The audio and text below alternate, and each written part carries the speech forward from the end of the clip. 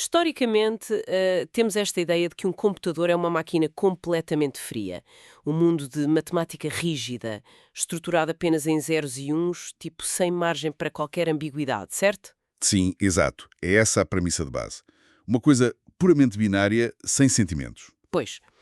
Mas, se pegarmos na equação matemática que representa a palavra rei, subtrairmos a palavra homem e adicionarmos a palavra mulher, um computador moderno devolve exatamente a palavra rainha. Portanto, a semântica humana foi transformada literalmente em geometria pura. O que é fascinante aí é o contraste tecnológico que isso implica, não é? Uhum. Sistemas de silício que não sentem, não vivem e não têm qualquer experiência do mundo real conseguem de alguma forma dominar a ferramenta mais caótica que existe, que é a nossa linguagem. É incrível.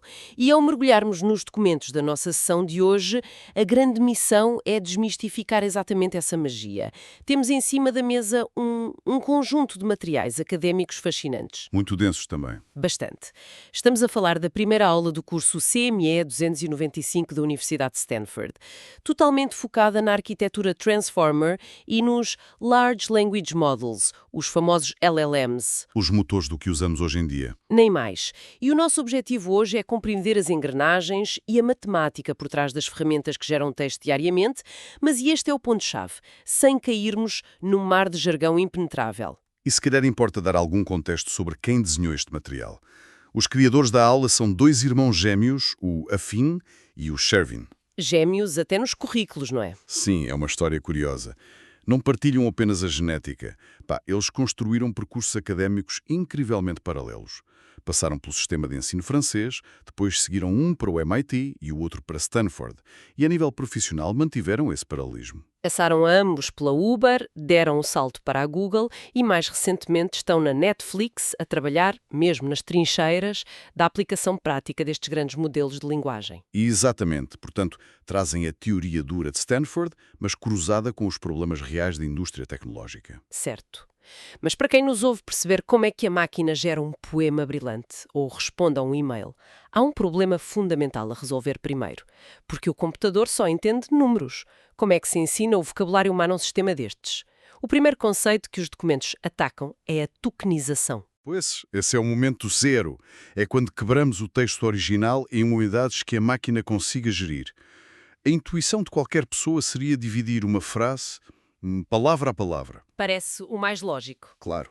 O problema estrutural dessa abordagem é que cria um dicionário rígido.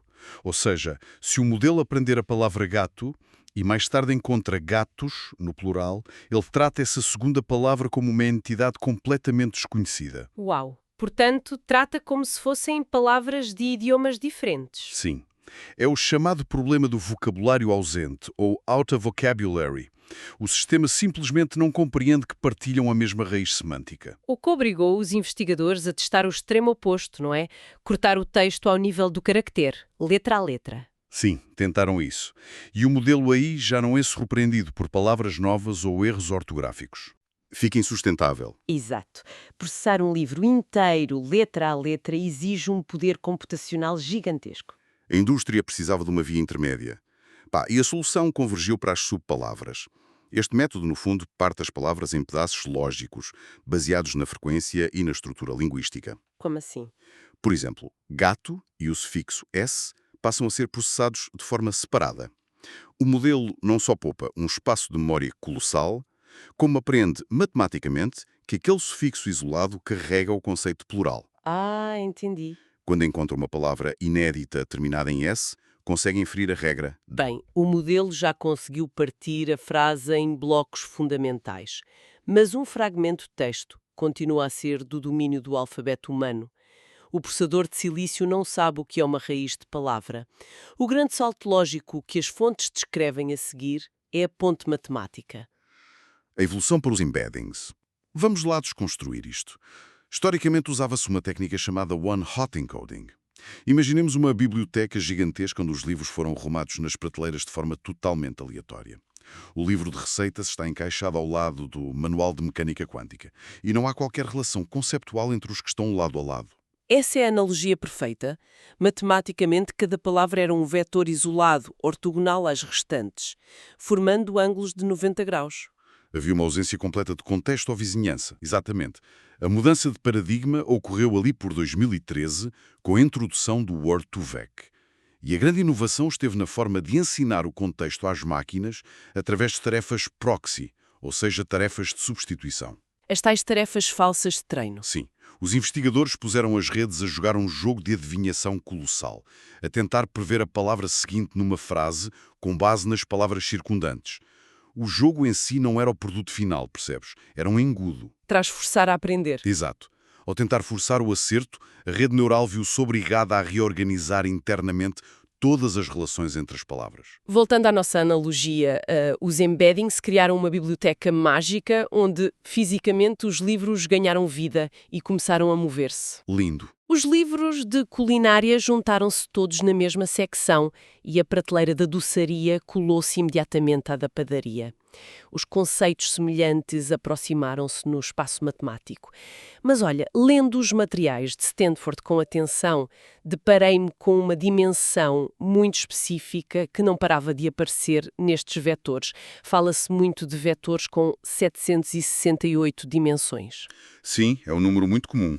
Mas por que este grau de complexidade? Parece quase um número arbitrário para representar uma palavra. A justificação está num compromisso rigoroso de engenharia. A dimensão de um embedding reflete a capacidade de armazenamento de nuances de uma palavra. Se tiveres um vetor de apenas 10 dimensões, o espaço matemático esgota-se muito rapidamente. Pois claro. Não tens coordenadas suficientes para diferenciar o facto de a palavra banco ser uma instituição financeira, um assento de jardim ou o verbo banco de bancar. E se fossem, sei lá, 50 mil dimensões? Aí o problema inverte-se. Alargar para 50 mil dimensões transformaria cada cálculo numa operação proibitiva que paralisaria os servidores. Portanto, valores na casa das centenas, como 768 ou 1024, provaram empiricamente ser o ponto ótimo. Capturam a esmagadora maioria da complexidade semântica, mantendo a velocidade viável. Exatamente. Bem, a máquina tem finalmente as coordenadas matemáticas perfeitamente afinadas para cada pedaço de palavra. Mas o desafio seguinte ditou anos de frustração na área da inteligência artificial, que é ler frases inteiras. Os apontamentos mostram que a comunidade científica tentou inicialmente espelhar a biologia humana. Ensinaram os computadores a ler da esquerda para a direita, uma palavra de cada vez, através das Recurrent Neural Networks, ou RNNs. É verdade. A premissa das RNNs era construir uma linha de montagem sequencial. À medida que o modelo lia cada token, atualizava um registro interno, que eles chamam de estado oculto, ou hidden state. Uma espécie de bloco de notas mental. Sim. E esse registro tinha a responsabilidade monumental de carregar a memória acumulada de toda a frase processada até aquele ponto específico. Então, o que é que isto tudo significa na prática? Pensemos no ato de tentar ler um romance épico, passando os olhos por uma fechadura que só permite ver uma única palavra de cada vez. A memória de curto prazo vai acumulando a informação, mas quando finalmente chegamos ao último capítulo, o cérebro já esvaziou os detalhes da primeira página. E o nome da personagem principal perdeu-se? Exato. E nos modelos isto manifestava-se como o colapso da dependência de longo alcance.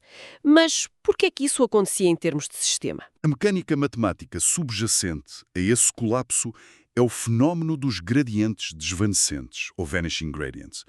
Porque, repara, para que a rede neural aprenda e ajuste os seus parâmetros, o cálculo tem de viajar para trás no tempo, atravessando toda a frase que já leu, E isso exige multiplicar valores várias vezes? sucessivas vezes. E como as redes trabalham com frações matemáticas muito pequenas, multiplicar tipo 0.1 por 0.1 dezenas de vezes faz com que o valor final afunde rapidamente. O sinal desvanece até zero. Desvanece completamente. A máquina fica fisicamente incapacitada de alterar ou recordar os dados que estão no início de um parágrafo longo. O material menciona que a indústria tentou criar um penso rápido para esta hemorragia de memória com as LSTMs, Long Short Term Memory. Basicamente, adicionaram uma autoestrada paralela a um estado de célula, cujo único trabalho era transportar ativamente as informações vitais a longo prazo sem as deixar diluir nas multiplicações. Sim, e as LSTMs até aliviaram substancialmente o problema da amnésia do modelo, mas o obstáculo inultrapassável passou a ser outro: A arquitetura continuava amarrada ao processamento sequencial estrito. Ou seja, a palavra 100 tinha de esperar pela palavra 99. Exato. A palavra número 100 só podia ser calculada depois de a palavra 99 estar despachada. E num paradigma de processamento sequencial, é matematicamente impossível executar operações em simultâneo. O que me leva a uma reflexão sobre a evolução do hardware que eles descrevem nas aulas. Estávamos na era da explosão dos dados da internet. Existiam bilhões de textos para treinar e placas gráficas monstruosas prontas para fazer milhões de cálculos paralelos. Mas o software não deixava. Pois a falha fatal das RNNs talvez não tenha sido apenas a falta de memória, mas sim a recusa em adaptar-se à velocidade de treino exigida pelo hardware moderno. Era uma fila de trânsito numa autoestrada de 8 vias. Boa imagem. Se ligarmos isto ao panorama geral, a arquitetura tornou-se o principal estrangulamento. O hardware implorava por paralisação e os modelos resistiam.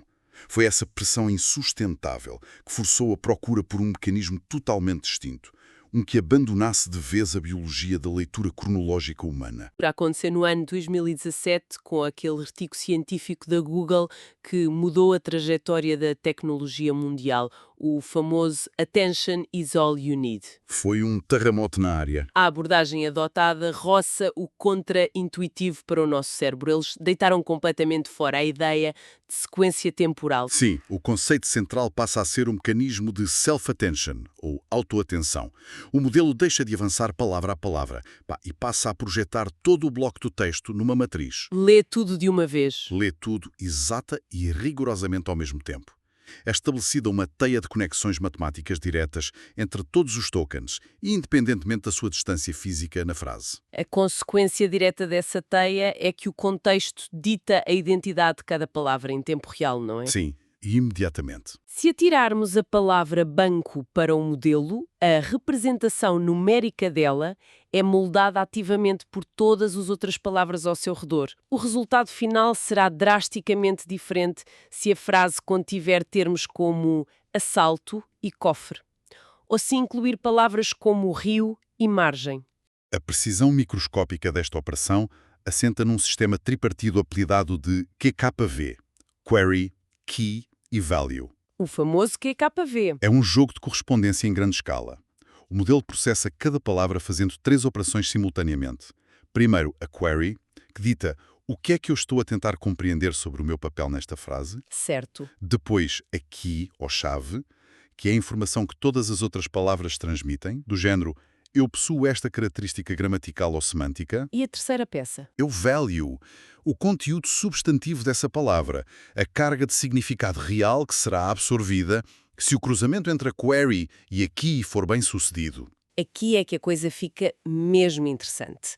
Lendo a descrição técnica deste cruzamento QKV, a imagem que me surge é a de um evento de networking hiperacelerado numa sala cheia. Como assim? Imaginemos que a query é uma pessoa a caminhar pelo salão com um crachá que diz preciso de capital.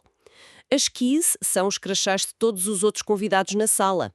Ah, estou a ver. Quando esta pessoa passa por alguém cujo crachá diz sou o investidor, a afinidade é instantânea. O momento do cruzamento matemático ou multiplicação das matrizes é o aperto de mão.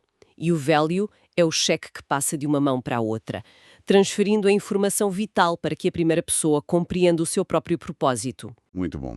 E a fluidez dessa transferência de informação é mesmo o motor do Transformer. E o artigo de 2017 amplifica esta lógica com a atenção multicabeça, ou Multi-Head Attention. Ou seja, ele faz isto várias vezes. O sistema não realiza apenas um evento de networking. Corre vários eventos idênticos, de forma perfeitamente paralela, mas aplica perspectivas de análise distintas em cada um. Como se pusesse óculos diferentes. Exato. Uma cabeça de atenção foca-se na concordância entre os sujeitos e os verbos. Outra analisa a polaridade emocional. Outra detecta eventuais sarcasmos ou contradições lógicas. Incrível. O modelo ganha a capacidade de extrair camadas de abstração completamente diferentes do mesmo texto, numa única passagem pelo processador. Tudo isso processado em simultâneo soa incrivelmente eficiente, mas levanta uma falha geométrica óbvia. Qual? Se o Transformer atira um parágrafo inteiro para dentro da máquina de uma só vez, perdendo a noção cronológica das palavras, Como é que o modelo distingue frases que usam exatamente o mesmo vocabulário? Por exemplo, o cão mordeu o homem tem os mesmos tokens que o homem mordeu o cão. E os significados são diametralmente opostos. Bem, os engenheiros compensaram a perda da cronologia com a injeção dos Positional Encodings. Aquelas senhas matemáticas. Sim. Como o texto entra no sistema numa amálgama paralela, torna-se imprescindível colar uma espécie de senha a cada palavra antes de ela cruzar a porta do modelo. A solução de Stanford recorre a funções geométricas puras. Senos e cossenos, certo? Isso mesmo. Utilizam ondas de seno e cosseno para embutir uma assinatura de posição única no vetor de cada palavra. O modelo perde a sequência temporal humana, mas ganha um mapa de coordenadas absolutas que lhe permite reconstruir a ordem exata através de cálculos de distância. Espera, então é como se cada palavra emitisse uma frequência sonora única baseada na sua posição exata na frase. O modelo ouve as frequências e sabe perfeitamente quem estava em primeiro lugar e quem estava em último. E não se engana, a arquitetura já sabe ler todas as conexões simultâneas. E o passo final abordado na aula de Stanford é a criação pura e dura. Como é que este sistema se organiza para traduzir, do princípio ao fim, uma frase como "A cute teddy bear is reading", de inglês para francês? A geração de texto. O Transformer clássico de 2017 divide a carga de trabalho em duas metades, perfeitamente simétricas, mas com funções distintas, o encoder e o decoder. O encoder funciona como o cérebro absorvedor. É a secção que utiliza toda a autoatenção profunda para dissecar a frase original em inglês. Compreendendo as dependências gramaticais. Exato. Cria matrizes de representação super ricas em contexto. Uma vez concluída essa digestão, o estado final é transferido para a outra metade do sistema. O decoder, que assume a função de gerador. O seu único objetivo é escrever a tradução para francês de forma metódica. Pelo que percebi, para arrancar o processo, o modelo utiliza um token especial chamado BOS, Beginning of Sequence. Para dar o tiro de partida. Pois, mas há um detalhe curioso nos apontamentos de treino. O decoder é obrigado a operar com uma venda nos olhos, através de uma coisa chamada Masked Attention. Sim, isso é crucial. A aplicação dessa máscara de atenção durante a fase de treino serve para evitar falhas lógicas, para evitar batotas. Batotas. Sim, repara, se o modelo está a gerar a segunda palavra da tradução francesa e tenta prever a terceira, os engenheiros têm de tapar matematicamente as palavras da quarta em diante. O acesso ao futuro da frase impediria à rede de aprender o processo de dedução lógica. Ele tem de adivinhar. Ah, claro. O modelo só pode aprender olhando para o contexto que já produziu no passado? O que o obriga a um duplo esforço de atenção. O decoder avalia o que acabou de escrever em francês, mas recorre imediatamente à cross-attention. Há atenção cruzada. Sim, para lançar carries de volta ao encoder. O gerador verifica constantemente os valores e as chaves da frase original em inglês. Para garantir que a tradução não se desvie? Exato. Garante a máxima fidelidade, até gerar a última palavra e emitir o token de paragem, o EOS, End of Sequence. A arquitetura mecânica terminei. Contudo, os materiais de Stanford terminam com um mecanismo de afinação chamado Label Smoothing, que aborda o problema crítico da confiança cega da inteligência artificial. Um conceito um bocado irónico, não achas? Muito, porque na geração de linguagem natural pura é extremamente raro haver uma única palavra categoricamente correta. Se eu começar uma frase com "que dia tão?", a conclusão pode ser validamente lindo, frio ou longo. E a intuição ditaria que treinaríamos um modelo matemático para perseguir sempre a certeza absoluta, os tais 100% de precisão baseados no texto que ele consumiu durante o treino. Mas o label smoothing exige precisamente o oposto. Os engenheiros ensinam o sistema retendo ativamente uma margem de incerteza. Subtraem um valor ínfimo à probabilidade máxima. Sim, retiram o epsilon na palavra considerada correta e distribuem essa percentagem minoritária pelas restantes opções viáveis. Espera aí, isto levanta-me uma dúvida. Num mundo dominado pela matemática dura e exata, o grande truque final para fazer a inteligência artificial soar natural é programá-la para ser humilde e duvidar das suas próprias certezas. Na verdade, sim. Isso levanta uma questão importantíssima sobre a modelação estatística em sistemas fechados. Quando uma rede neural persegue certezas absolutas, sofre de overfitting. decora rigidamente os dados do passado. E perde a capacidade de adaptação. Torna-se inflexível perante ambiguidades naturais, que é o que a linguagem humana mais tem. A aplicação prática desta pequena taxa de incerteza, forçada, é uma melhoria substancial nas métricas de fluência real, como o índice Bleu, que é habitualmente utilizado para medir a qualidade das traduções automáticas. O que me deixa fascinada perante a filosofia oculta nisto tudo. Ensinamos as máquinas a hesitar para parecerem mais humanas. É uma recapitulação estrutural incrível do que vimos hoje nesta análise. O percurso que fizemos aqui foi intenso. Iniciou-se por transformar o vocabulário imprevisível em matemática fluida, posicionando conceitos nas imensas redes espaciais dos embeddings. Depois vimos o abandono das antigas redes RNN, que marcou a rejeição da leitura linear falível. Sim, culminando na adesão à arquitetura Transformer, que quebra o fluxo do tempo, avalia o panorama completo num só instante e identifica o que importa através das chaves e valores da autoatenção. E encerra o seu processo analítico com a dose exata de humildade matemática, através do label smoothing. E sabes que mais? A utilidade real de mergulhar nestes documentos, para quem nos ouve, transcende a pura curiosidade teórica. Concordo plenamente. O domínio destes princípios desmantela a percepção de que a inteligência artificial é uma caixa negra impenetrável ou pura magia. Sim, porque não é. As mecânicas de Stanford são a fundação silenciosa das ferramentas que processam linguagem natural nas empresas, nos sistemas de pesquisa avançada e nas infraestruturas globais atuais. Compreender os motores que geram os resultados dá às pessoas a capacidade de identificar tanto o tremendo poder destas ferramentas como as suas fronteiras e alucinações matemáticas. E para encerrar a sessão de hoje, deixo uma semente para quem nos ouve. Um desafio provocativo baseado na premissa central de tudo o que discutimos hoje. Estou curioso. A genialidade disruptiva do Transformer reside em processar volumes massivos de contexto simultaneamente para encontrar relações escondidas entre partes distantes. Se a mecânica funcionou de forma tão brutal para descodificar idiomas e textos humanos, o que acontecerá quando os laboratórios começarem a aplicar esta exata atenção simultânea, não a dicionários, mas à decodificação de genomas humanos complexos? É um campo imenso. Ou à análise de bilhões de variáveis climáticas globais?